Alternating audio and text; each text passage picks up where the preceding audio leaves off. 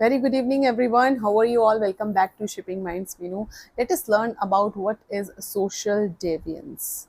Social deviance कैसे होता है और क्यों होता है, उसको समझने के लिए ये समझना ज़रूरी है कि एवरी सोसाइटी को रन करने के लिए, किसी भी सोसाइटी को स्मूथली रन करने के लिए, यानी हमारे समाज को में किसी भी तरह की प्रॉब्लम क्रिएट ना हो और चीज़ें आराम से अच्छे से चलें, उसके लिए सबसे ज़्यादा ज़रूरी है कि सोसाइटी में जो कुछ set of rules, regulation, norms, values हैं, उनको सभी लोग इक्वली फॉलो करते चलें।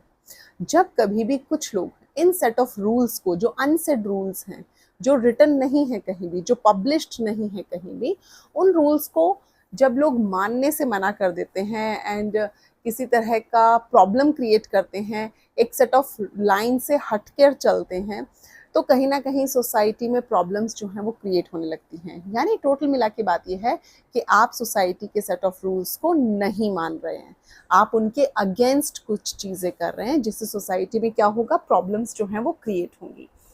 इसको बोला जाता है, जो इंसान ऐसा करता है या जो ग्रुप ऐसा करता है, उसको बोला जाता है डेविएंट।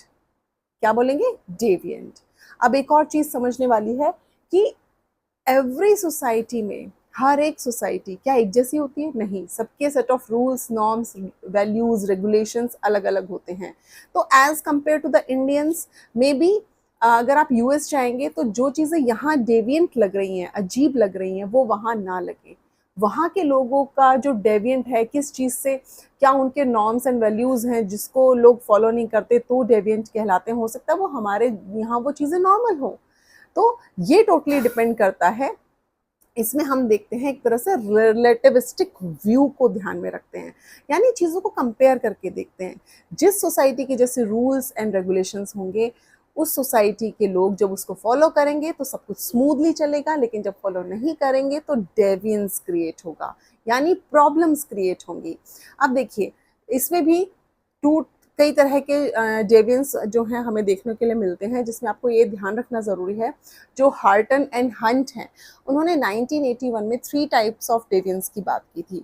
उन्होंने सबसे पहले बात की इंडिविजुअल डेवियंस भी हो सकता है एंड ग्रुप डेवियंस भी हो सकता है, कल्चरल डेवियंस भी हो सकता है, साइकोलॉजिकल डेवियंस भी हो सकता है, प्राइमरी डेवियंस भी हो सकता है एंड सेकेंडरी भी हो सकता है। These all are given by Horton and Hunt. ये याद रखना ज़रूरी है। सो कीप इन माइंड, अगर वीडियो इन्फॉर्मेटिव लगता है तो आप मेरे चैनल को लाइक, सब्सक्राइब एंड शेयर कर सकते हैं। Thank you so much, bye bye and take care.